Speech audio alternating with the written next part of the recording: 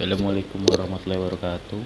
Perkenalkan, nama saya Donadli, saya dari kelas 12 TBSM.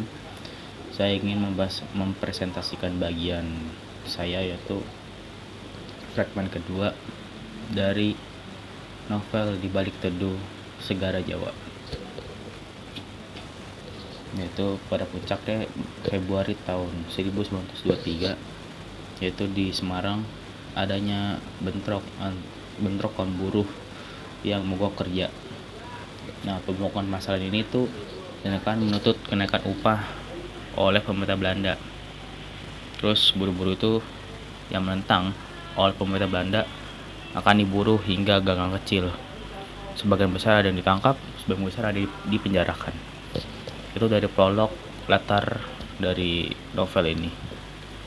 Yaitu lanjut menceritakan tentang keluarga Romala. Itu dari sejarah perempuan itu. Di sudut kota dini hari itu ada seorang wanita yang tinggal di rumah yang amat sederhana. Nama perempuan itu adalah Siti Romala. Siti Romala itu hidup dengan kedua anaknya, yaitu Siva dan Amina. Dan Romala sendiri itu merupakan pribumi dari Jepara, dan suaminya itu Husain Abu Bakar, seorang pedagang kain dari Harmi, yaitu dari Saudi Arabia. Awal mula yaitu di sini kan kita akan masuk sejarah dari ayahnya.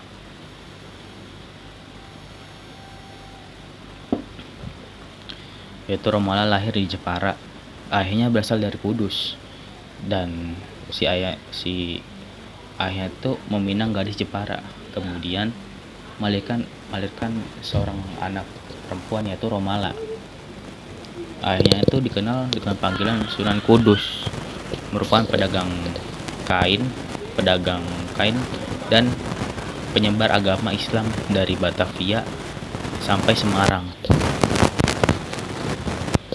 Itu kisah dari keluarga Romala sendiri itu. Romala udah dipinang sama Husain Abu Bakar, pedagang kain yang tak beragama. Lalu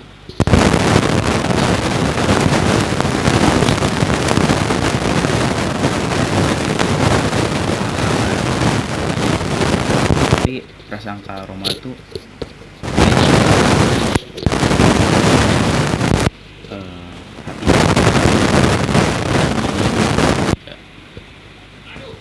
dari akhir hayat Husain tuh sakit-sakitan karena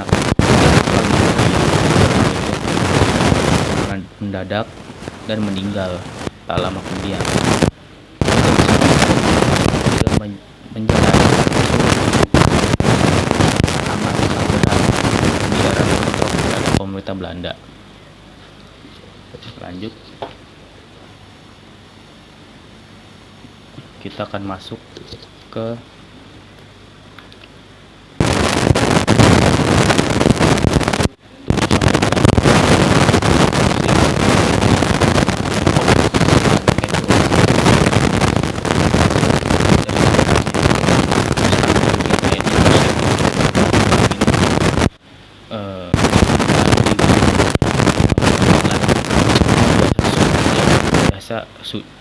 suci pakaian untuk itu sejarah. Lanjut, itu Panjen itu Tram dan Semarang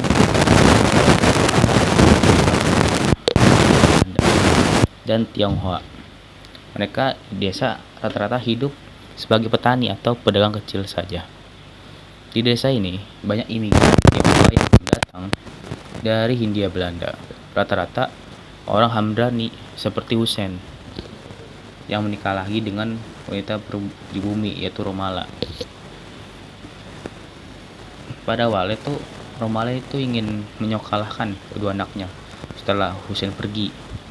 Tapi orang Hardani itu atau kerabatnya Husain itu beranggapan kalau sekolah itu disusupi oleh ajaran budaya Eropa yang menjauhi dari ajaran Islam.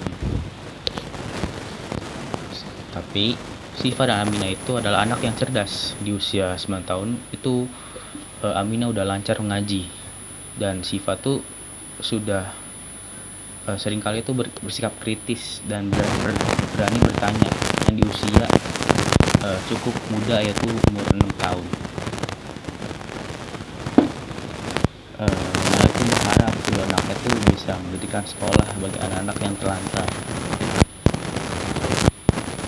Tetapi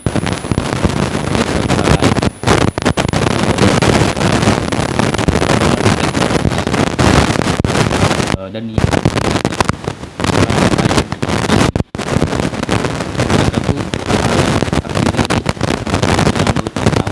mereka tuh berubah dan menjadikan jadi wanita cantik dagang di pasar, menjual baju-baju dan makan makanan.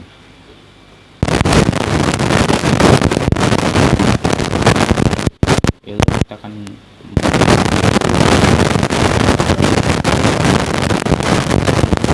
14, yaitu World War I, Raja Jerman dan Inggris, itu dimana amat kasihan dari dampak perang itu. Mereka rugi, nyawanya tuh